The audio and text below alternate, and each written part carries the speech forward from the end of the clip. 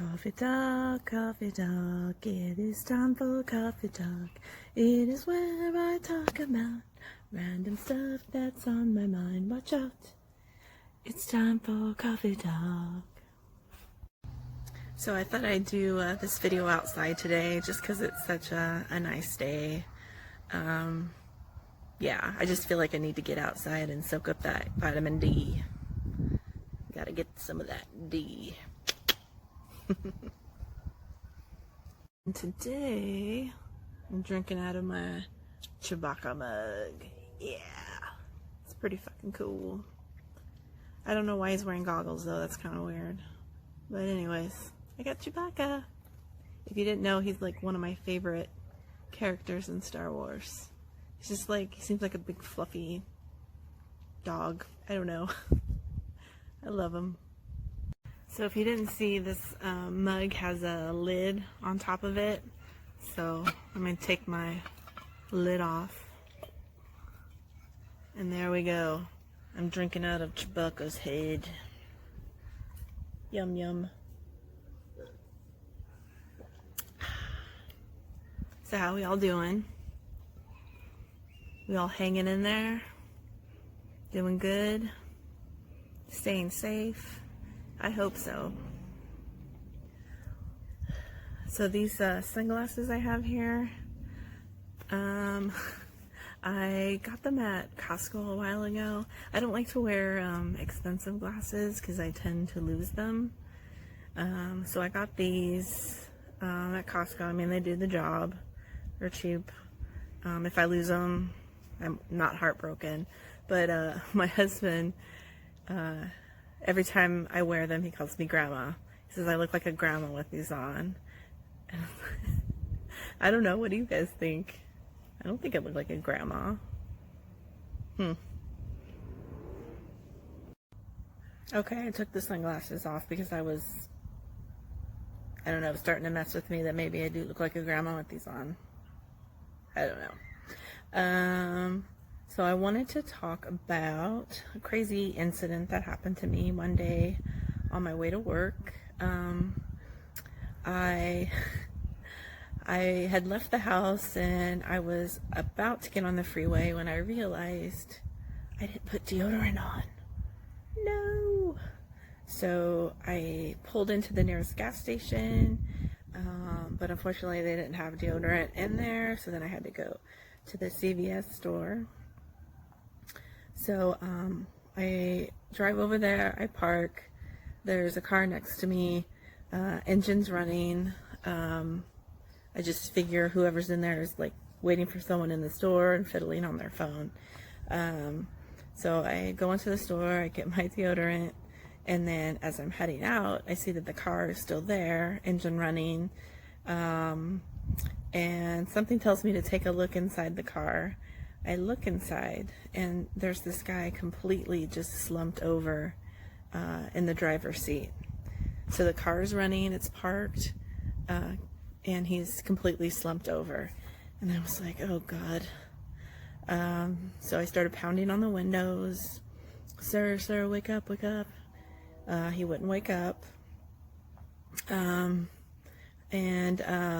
doors were locked, so I couldn't get in. So I was like, oh great, I'm already running late to work. I gotta deal with this. So I called 911. I tell them the make and the model of the car. I tell them about what age the person appears to be and the situation, that they're slumped over, they're not waking up. And then they asked, well, does he appear to be breathing? I said, yeah, he appears to be breathing. And then they asked again, did you knock on the windows and try and open the doors? And I said, yes, I already tried that. And they said, okay, well, we have someone en route to your location. So as I'm waiting, I keep knocking on the window, and then suddenly the guy starts to stir a little bit, and then he lifts his head up, and then he looks at me, and he rolls his window down, and I'm like, are you okay? And he's like, yeah. And I said, well, you were completely slumped over and would not wake up. I was pounding on the windows to wake you up. Your car's running and you're parked and you wouldn't wake up. And he's like, I'm okay. And I said, well, I called 911. Do you need assistance? He's like, no, no, I don't need any help. And the lady on the 911 call, she's like, does he look like he's impaired? And I said, yes, he definitely looks like he's impaired. So they still were en route, but the guy freaked out, and he started backing up his car, and then he took off. So I had to let the lady know he's leaving, and I had to tell him what direction he was headed.